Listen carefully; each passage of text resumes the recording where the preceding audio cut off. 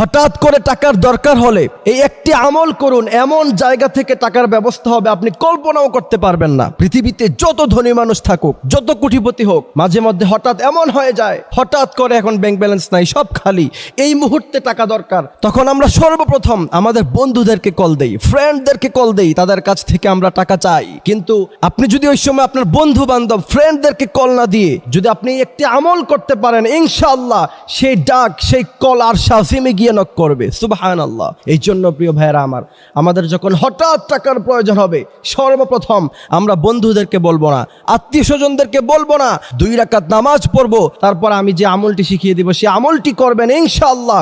আল্লাহ পাক বলছেন, গোলাম ওয়ামান ইয়াত্তাকিল্লাহা ইয়াজআল লাহু মাখরাজা ইয়ারযুকহু মিন হাইসু লা ইয়াহতাসিব।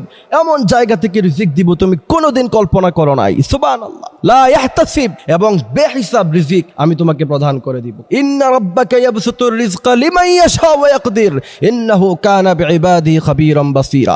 অজস্র সম্পদ আমি মানুষকে দিতে পারি। আপনার হঠাৎ টাকার প্রয়োজন পড়ছে 10,000, আপনি যদি এই আমলটি করতে পারেন ইয়াকিনের সাথে, আল্লাহ সুবহানাহু ওয়া তাআলা আপনাকে 20,000 টাকার ব্যবস্থা করে দিবে ইনশাআল্লাহ। এই জন্য প্রিয় ভাইয়েরা আমার, হতাশ হওয়া যাবে না। খুব কঠিন মুহূর্তে যদি আল্লাহকে স্মরণ করেন, আল্লাহ পাক খুশি হয়ে যাবে। রাসূল করিম সাল্লাল্লাহু আলাইহি সাল্লাম বলেছেন, মাল্লাম ইয়াসআলিল্লাহ ফালইয়াগদাব আলাইহি। বান্দার কাছে বান্দা একবার, 2বার, 3বার চাইলে বান্দা নারাজ হয়, আল্লাহর কাছে 1000 বার চাইলেও আল্লাহ নারাজ হয় না, উল্টা খুশি হয়ে যায়।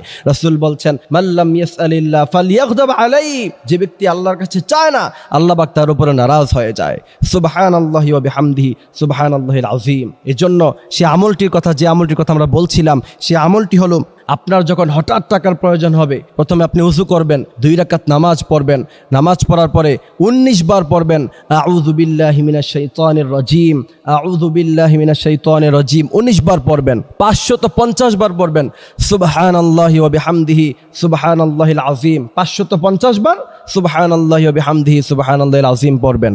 21 বার সূরা ইখলাস তেলাওয়াত করবেন। সূরা ইখলাসের এত বেশি ফজিলত বর্ণনা এসেছে, যে ব্যক্তি প্রতিদিন 200 বার সূরা ইখলাস পড়বে, আল্লাহ সুবহানাহু ওয়া তাআলা তাকে 300 ফায়দা প্রদান করবেন। তার মধ্য থেকে অন্যতম পুরস্কার, অন্যতম ফায়দা হচ্ছে তার রিজিকের কোনো অভাব আল্লাহ সুবহানাহু ওয়া তাআলা রাখবে না। সুবহানাল্লাহ। এই জন্য প্রিয় ভাইরা আমার, 21 বার সূরা ইখলাস আমরা তেলাওয়াত করব।